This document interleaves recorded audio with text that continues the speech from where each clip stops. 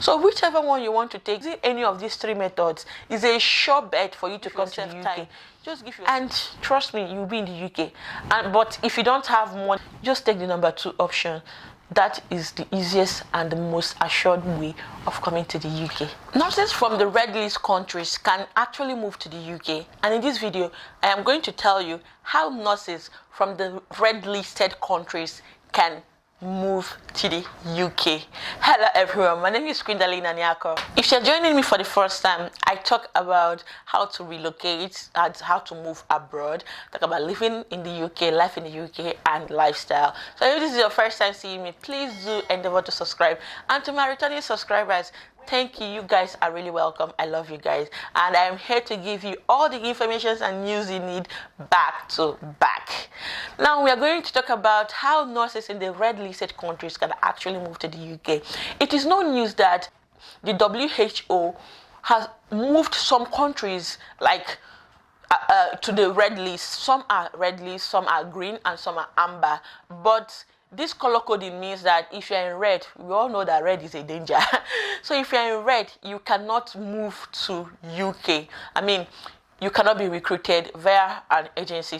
First of all, I'm going to let you know what it means to be on the red list. This red listing is a code of practice, red and amber list of countries. So this list is based upon the WHO Workforce Support and Safeguard list in 2020. However, they usually update this list.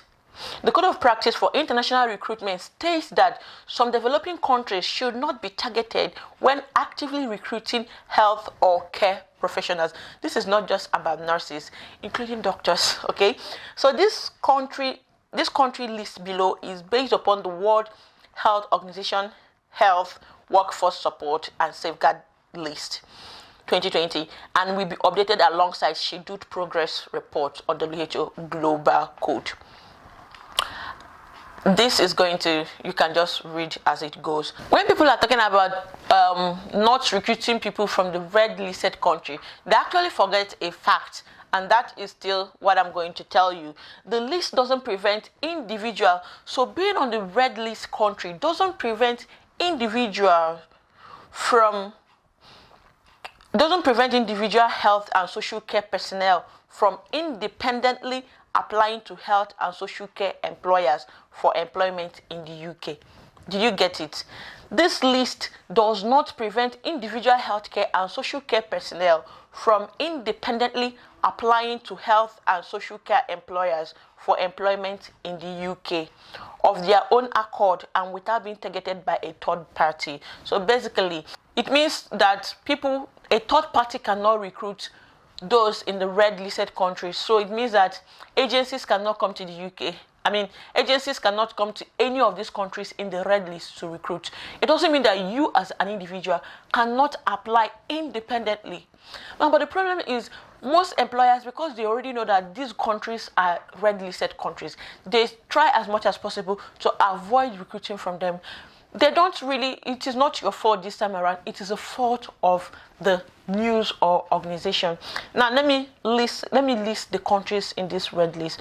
It's no news that Nigeria is in the list. Nigeria, Ghana, Kenya, they're in this list. Also with Afghanistan, Angola, Bangladesh, Benin, Burkina Faso, Burundi, Cameroon, Central African Republic, Chad, Congo, Cote d'Ivoire. I'm going to leave the list. There are so many. Now, how can you move from these countries to the UK? You already know that you are not prevented from independently applying for jobs in UK. You are not. It just only prevents agencies from recruiting you. Unfortunately, most people get jobs easily when they work with agencies, but you can apply yourself. Now I'm going to give you 3 ways in which you can fast track your relocation to the UK as a nurse. 3 ways you can easily move to the UK, whether on the red list or not. And these 3 ways, it is tested and trusted. Trust me. So just keep watching, and if you have not subscribed to this place, please, my brothers and my sisters, do subscribe. Anyway, so let me start with number 1. Number 1 is to get your PIN. Now, I know that it is difficult for most employers to recruit people outside the UK because they assume you are red listed. Even some employers, some NHS hospitals, doesn't even know that they are only prevented from taking people from agencies. But the thing is, most Filipinos and Indians, recruitment agencies actually supply this workforce, makes it easier for the NHS employers. But you as an individual, you can decide to come to the UK after writing your CBT and your IELTS. Now the next thing you should do is to book your OSCE. There are so many OSCE online. There are so many OSCE trainers online. And for the record, this is how I did mine. I wrote my IELTS, my CBT, and my OSCE, got my PIN before I registered. It is not because I'm in the UK. Because even myself, it was difficult for me to get a job. While in the UK, even before getting my PIN, it was difficult. And I know a lot of people who did the same thing, especially nurses who came as students. This is what we do. So if it's difficult for people in the UK, how much more people who are not in the UK? So if you have the resources and the finance, come to the UK, write your OSCE.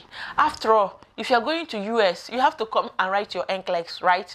So once you write your OSCE, you go home to your country. By then, you must have gotten your PIN. It takes just a week for your PIN to be out. I mean, for your result to be out, it takes days. And your PIN to be out is like in weeks, depending on the stage you are on your NMC UK website. So once you do this, you apply for jobs. I know a lot of people who did this. I'm not telling you something that is not practical. These things are practical. I did it myself, okay? Come write your exam, get your PIN, and then travel back if you have the money. And I'm telling you, nobody will reject you. Nobody. In fact, with this method, you get to choose where you want to work. Trust me. This is for people who can afford it. But if you don't have money to afford this, let's go to the number 2. If you want more details on the number 1, just put it on the comment section. Number 2 method is relocate as a senior carer or as a care assistant. Yes, there's no shame in being a care assistant or a senior carer. There is no shame at all. This depends on how soon you want to japa anyway. It depends on how soon you want to relocate. So if you really want to relocate, and to be honest, some people have been frustrated looking for jobs. Most people are giving up, and most people, their IS are getting to expire. So it depends on how soon you want it. Come as a carer. All you need to do to come as a carer or a senior carer as a nurse is just to write your IELTS. And for the record, you don't need 7. Even the NMC UK, they have reviewed the IELTS score. So write your IELTS just for all. If you have a degree, go get your UK ENIC. Relocate as a senior care worker. Once you are a senior carer, and the good thing is, as long as you're a nurse applying for a senior carer or the role of a carer, you are going to have top priority against others.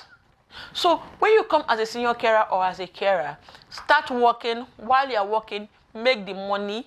You're already in the UK, get the requirements, the remaining things you need, your CBT and your IELTS if you have not written it. Then start looking for hospitals. Even without getting your PIN, you can still get a hospital to sponsor you with your OSCE, or better still, write your OSCE yourself. But it is easier to get job when you're already in the UK than if you apply from outside the UK. So while you're waiting for your nursing to go through, start as a care assistant. This is also what I did. Anyway, if this is not going to favor you, let's say you don't want to stoop so low, let's go to number 3. Number 3 is, but there is no shame in doing it anyway. Number 3 is stop looking for NHS companies. Yes, stop looking for NHS recruiters or NHS employers. Focus more on private sectors. Also focus more on care homes. Now, what you don't know is that care homes can also sponsor you to come to the UK as a nurse. Even without your PIN, care homes can recruit you, assist you to write your OSCE, and then you get your PIN, and you're a qualified nurse, just like any other person. So instead of focusing on looking for NHS trust and NHS establishments to take you, you can also channel some of these energies to looking for care homes. Care homes can recruit you, give you health and care visa, give you support to write your OSCE, get your PIN, and you work for them. So whichever one you want to take, using any of these three methods is a sure bet for you to come to the UK. Just give yourself time. And trust me, you'll be in the UK.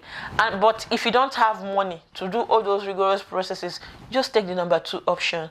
That is the easiest and the most assured way of coming to the UK. Hope this is helpful. Thank you for watching to the end of this video. Please remember to subscribe to my YouTube channel. And please share. You don't know who you might be helping. Bye.